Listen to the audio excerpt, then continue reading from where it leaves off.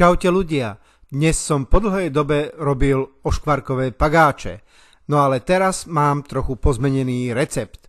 No tak sa poďte pozrieť, ako sa mi podarili. Z vlažného mlieka asi jednej čajovej lyžičky cukru a sušeného droždia urobím kvások.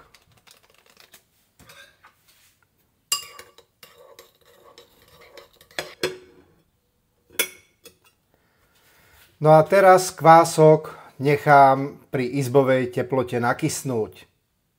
Do misy preosejem polohrubú múku.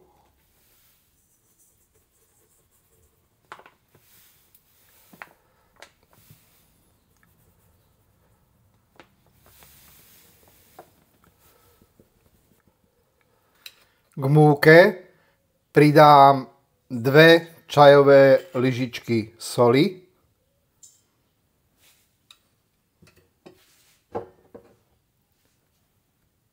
Dve celé vajíčka,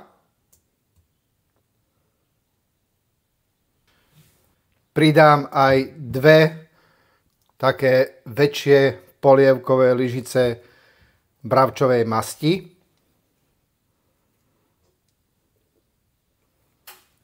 Ďalej do misy pridám v šupke uvarené a na jednom strúhadle nastrúhané varené zemiaky. Tých zemiakov je asi 150 gramov. A nakoniec pridám kvások.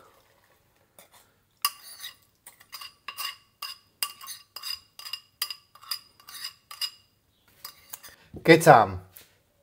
Kvások nebol poslednou ingredienciou. Ešte musím pridať zvyšnú časť vlažného mlieka. No a teraz nechám všetky suroviny vymiesiť do hladkého cesta.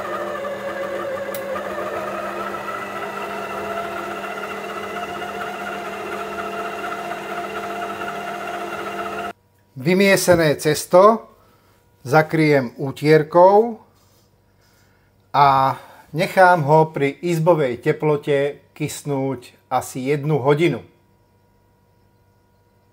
Takže po hodinke nám cesto na pagáče takto krásne nakyslo. Nakysnuté cesto som vyklopil na pomúčnenú plochu a teraz už ho nebudem ďalej miesiť, len ho trochu posypem múkou a vyvaľkám ho na hrúbku asi 1 cm.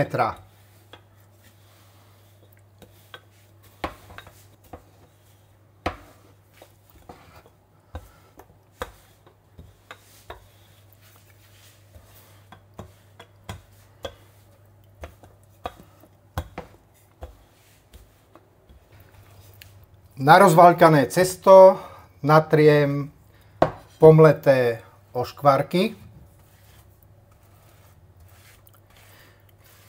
Chce to trochu trpezlivosti, aby sa to cesto netrhalo. No a teraz cesto preložím.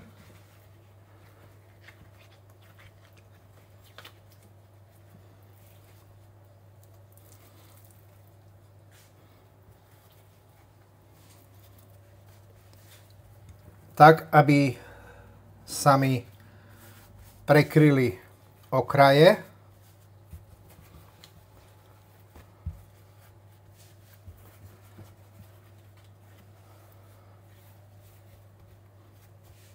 Cesto zakryjem utierkou a teraz ho nechám asi 20 minút nakysnúť.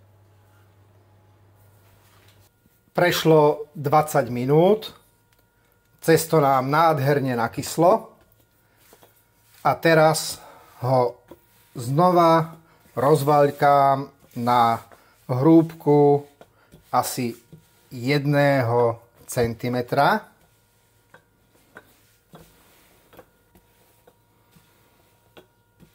Možno to bude 1,5 cm, lebo predsa len nejaký objem tomu dodali tie namleté oškvarky.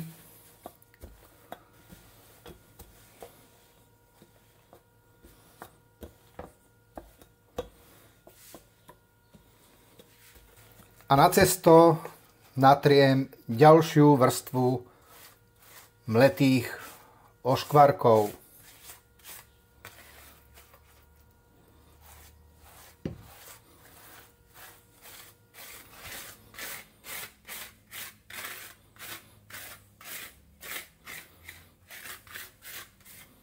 Ak chcete mať tie pagáče slanšie, môžete tie oškvarky ešte trochu posoliť.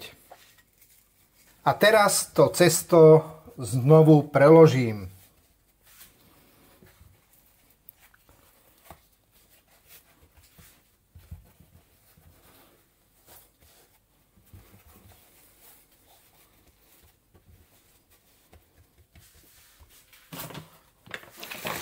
Cesto poprášim trochou múky.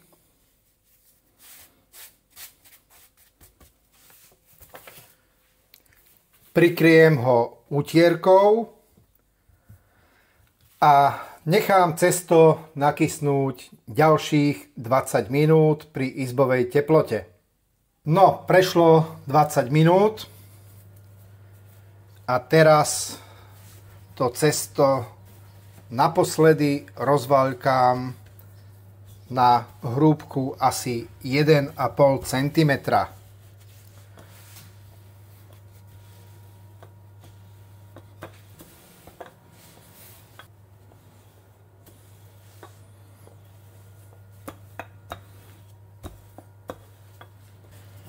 A teraz môžem pohárom z toho cesta vykrajovať pagáče.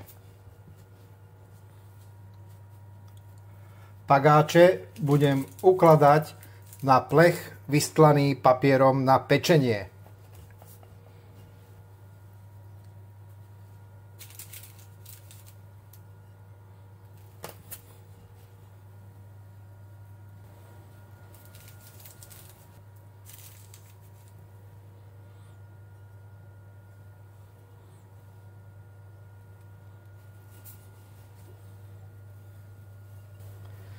Pagáče na plechu prikryjem utierkou a nechám ich ešte 10 minút nakysnúť.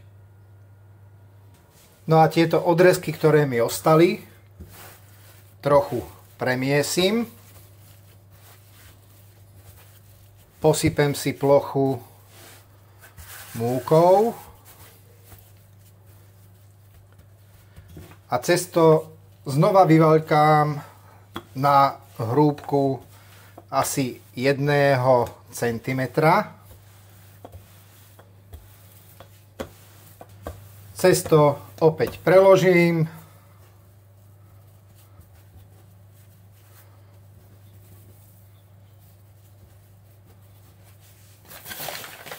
Poprášim trochou múky. Zakryjem ho utierkou a nechám znovu asi takých 20 minút nakysnúť. Nakysnuté cesto rozvaľkám opäť na hrúbku asi 1 cm.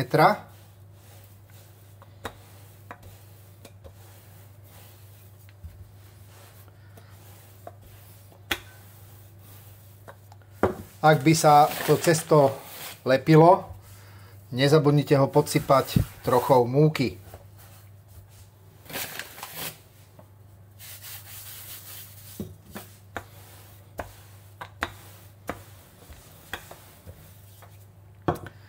A cesto opäť preložím.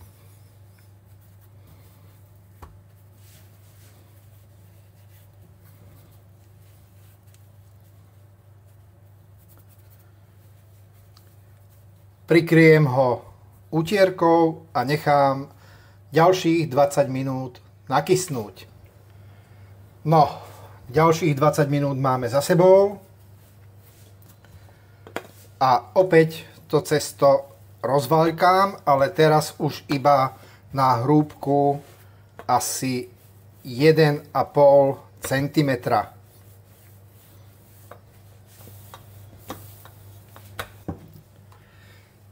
A opäť povykrajujem z cesta jednotlivé pagáče.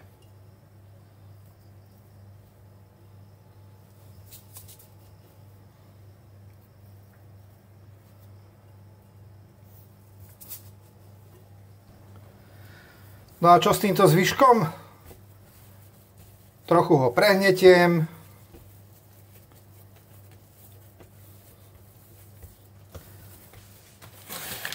Pracovnú plochu si posypem trochou múky. Cesto rozvaľkám asi na centimetrovú hrúbku a rozkrájam ho na tyčinky.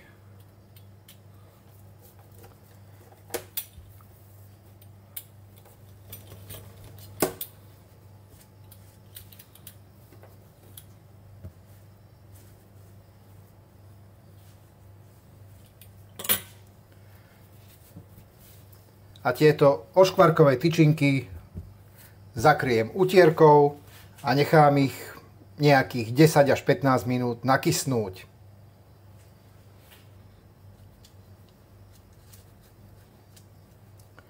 Škvarkové pagáčiky potriem rozšľahaným vajíčkom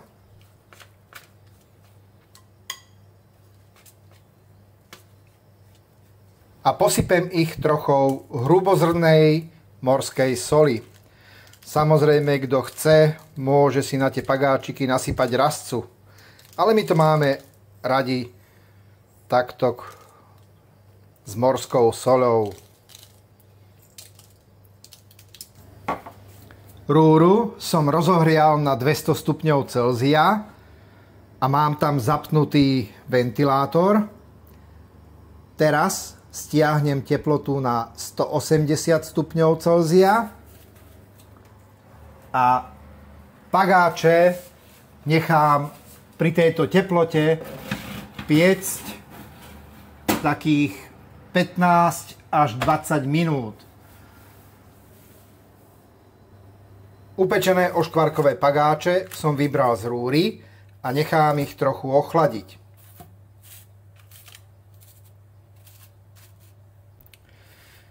Takže pagáčiky sú upečené, no a pozrite, ako krásne sa oddelujú tie jednotlivé vrstvy.